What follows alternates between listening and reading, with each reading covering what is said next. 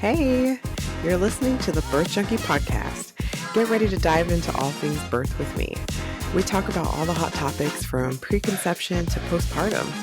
I'm so excited for you to join me on this journey to realizing that we're all human. We all make mistakes, and it's going to be messy at times.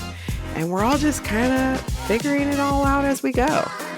Now, if you're ready to hear raw, unfiltered, and real-life stories of struggles, triumphs, and learn a thing or two from parents and birth professionals alike, then come along as we navigate this thing called parenthood together. Hi. So good to be back. I am just enjoying kind of recording off the cuff. I was doing a script in the beginning, but I just found that that is not necessarily who I am. I feel like I can be more my authentic self when I'm going off the cuff. So here I am. It might not make sense. I might go all over the place because sometimes I go off on a tangent, but I'm just going to be okay with that because like the premise of this podcast is, I'm imperfectly perfect and I'm not looking for becoming this perfect person. It's all about progress because there is no perfection. It's all about just getting better at your craft. And how do you do that? By just doing it. So anyways, this is an episode that I am not dropping on my typical Wednesday. I am dropping this on Friday because I want to get a couple extra episodes in there because it's Cesarean Awareness Month, like I said in the previous episode. And I've had 3 C-sections, so I would like to share my journeys with you guys. So today I'm going to talk about my Camille C-section journey. Camille is my second daughter. She was born March 20th, 2015. So I had a great pregnancy with her. I was actually the fittest I had ever been in my life. That's when I was really practicing powerlifting, and I did like competitive powerlifting. And I don't remember if I was doing jujitsu at that time or if it was after she was born that I started. Maybe it was after she was born. Anyways, so I was in great shape, so I felt really good. But then I can't remember how many weeks. Maybe I was like 15 weeks or close to 20 weeks, and then I had started like spotting. And it wasn't a lot, it was just a little bit, but you know, if you see any blood and you're pregnant, it's normally not the greatest sign. So we had gone in for the 20-week ultrasound, and they had actually found that I had a placenta previa, which meant that my placenta was fully covering my cervix. So the placenta was in the way for, it was like essentially at the opening of the cervix, which the cervix is, where the baby comes out of. So at that point, the doctor told me it was dangerous to have a vaginal birth because that's what I had voiced to her. And anyways, they didn't support vaginal birth after C-section at that hospital or practice. So at that point, she said, let's schedule your C-section. And so we did, because she made it seem like I didn't have a choice. And, she never even told me that it could move. She just said that was what was going to happen, and that was it. So we went through my pregnancy, and I actually did bleed a couple more times after that. And it wasn't like ever crazy amounts of blood. It was literally just like a couple drops of blood in my pad. Never anything to fill up a pad, ever. So I had gone for another ultrasound, and they said, it wasn't fully covering, but it was still in the way of my cervix. And so I did have to take I think it was 2 weeks I took bed rest just to make sure everything was okay. And it was at, I want to say it was like 35 weeks, I had spotted again. So I had gone in and had an ultrasound done, And, they actually didn't say anything to me about the ultrasound. They were just like, okay, well, let's schedule your C-section. And I didn't ask.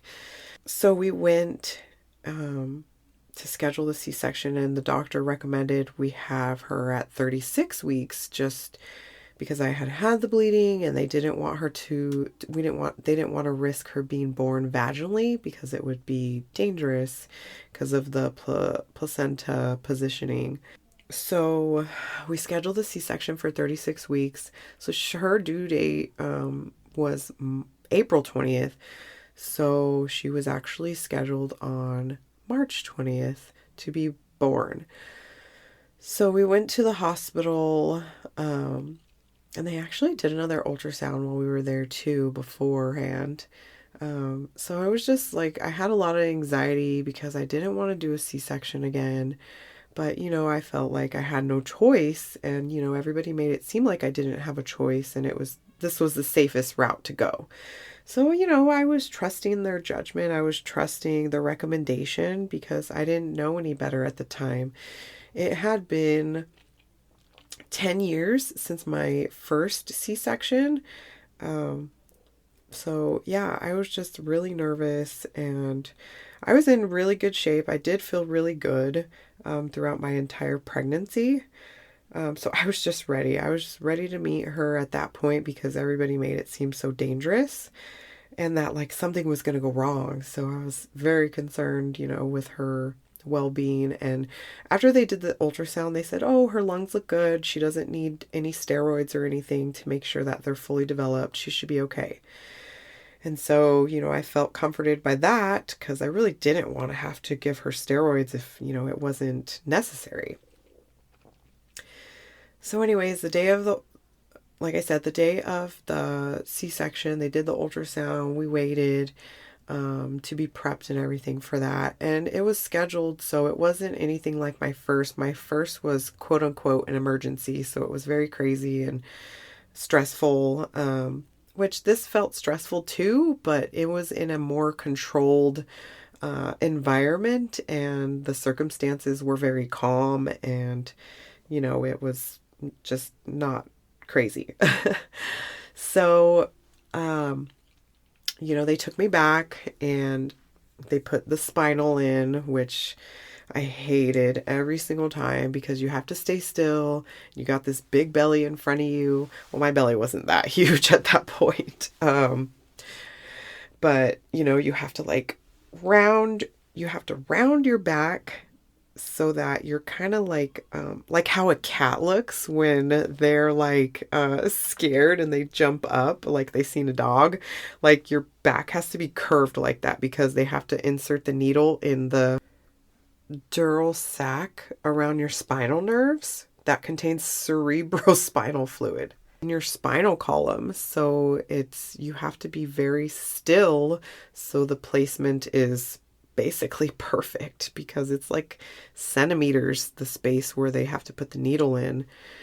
So they have to be very accurate because something could, happen. So anyways, they inserted the spinal, and then shortly after that, they helped me lie down. And then once I was numb, they inserted the catheter into my urethra because, I was not going to be able to feel anything. So I couldn't pee on my own terms. So they inserted that to make it easier. And then I remember they pinched my skin with tweezers or something like that to make sure that I was numb. And once that happened, then everything kind of started rolling. They put the drape up. They put the iodine all over my stomach to sterilize the area before they cut. And then they actually started cutting before they brought Javi in, which I thought was weird. But he remembers walking in, and they had already cut me open. I didn't realize it at the time because I didn't feel anything. So he sat by my head, and then it was very shortly after that when, Camille was born, and I didn't see her. I just heard her crying, and it just felt it was cold. It was literally cold in there. but the vibe was very cold. I remember the two doctors, because there was my doctor and then there was like an assisting doctor who, I had never met anybody besides my doctor that was in the room. So they were just talking to each other the whole time, and it was unrelated to my C-section completely, which I did find annoying. I was just like, okay, and I'm just sitting here getting cut open. Uh, it was like I wasn't part of the process, and giving birth, I don't know, for me anyway, not feeling part of the process, it created this disconnect, this just sterile, weird feeling where, things were just happening to me. I wasn't involved in any way. After I heard Camille cry, I told Javi, hey, go with her. And so he did, and he took a lot of pictures for me. Um, we did get pictures of her actually coming out. I can't remember if he took pictures or if it was like a staff member that took pictures. Because I do have pictures of like my stomach wide open and Camille being pulled out. So he had gone with her. They weighed her, measured her, and she was actually 5 pounds, 13 or 14 ounces. So she was almost 16, or not 16 pounds. She was almost 6 pounds and at 36 weeks. So, that was a pretty good weight for her. After they put a diaper on her, cut the cord, and wrapped her in a blanket, they gave her to me, or brought her over to me, and I was able to see her and kiss her and all that stuff. And gosh, and I know this is my baby. Like, I love her so much, but I had no emotion. Like, I didn't cry. Like, I felt like I needed to cry, or I should be crying at that point because it's such a happy and beautiful moment. But I didn't. I just didn't have those feelings, which makes me feel so bad to think about. But that's just how I felt, this big disconnect between my baby being born and myself. So I did keep her with me the entire time. Javi held her because it's very awkward to try to hold your baby when you're laying flat on a table. And then you have to be still, because they're stitching you up. Once they were done, which I don't remember how long it took, maybe 20 minutes, 30 minutes, I'm not sure.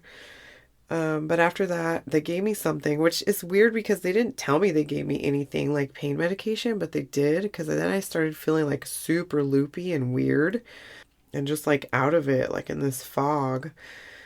But we did go to the recovery room, and then, I tried to breastfeed her, but she was so sleepy, and I was so sleepy at that point too, that it didn't work out well.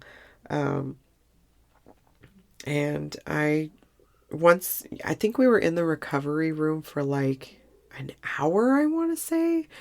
And, somebody came in there and they were just like monitoring my blood pressure and all my vitals and all that stuff. It was like a nurse and then Javi and I and the baby, of course, in the room.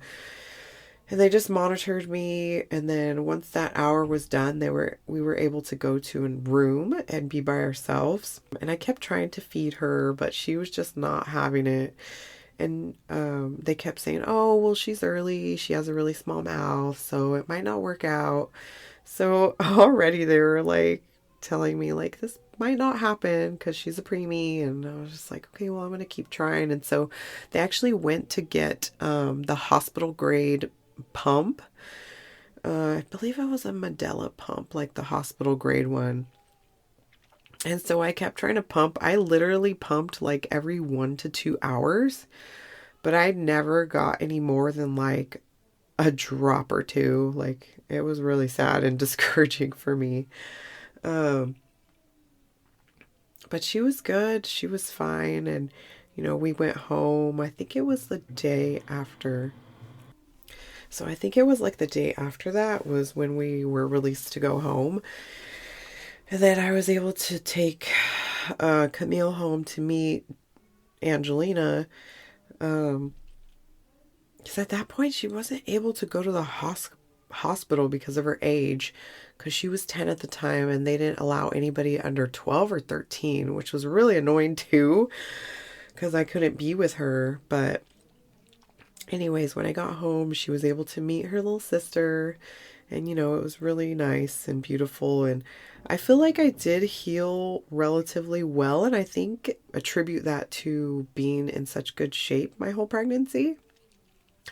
So I ate really well and I really took care of my body. So yeah, the healing process was not bad. I mean, like when I was in the hospital, I think I was up that night, like less than 12 hours after the surgery. I was up and walking around. So anyways, but when we got home, so once we got home, it was tough because I was I was trying really hard to breastfeed, but it was just not happening. I mean, I pumped and kept trying to breastfeed her for like 2 months, close to 3 months, I want to say. And then after that, like, I never got more than an ounce when I was pumping, and she just really did not take to the breast. Um, so, I had decided to call it quits because it was really taking a toll on my psyche, and I was just getting really depressed and discouraged. So we stopped. So today, Camille is 8 years old. She's doing amazing. Um, I do notice that she has a lot of like respiratory issues, and I have researched into that, and that could be an effect from being born via C-section. So that is one thing that I've noticed that I feel like could be attributed to that. But besides that, this girl, she is like the tallest in her classroom. She is hecka smart. Like, she loves math and reading and all the stuff that kids normally don't like about school. She loves. Um, anyways, thank you so much for listening to my second C-section story. If you'd like to know more, or have any questions about it, please feel free to reach out. And with nothing else to give today, I will see you next time. Bye. Oh my gosh, I feel so honored that you took the time out of your busy day to listen to that episode. I really hope that you liked it, or something resonated with you, or you learned something new today. Make sure to hit subscribe so that you don't miss an episode. And if you'd like to connect with me, go ahead and go to the show notes and click the link to connect with me. Thank you so much, and I hope you have a beautiful day. I will see you next week.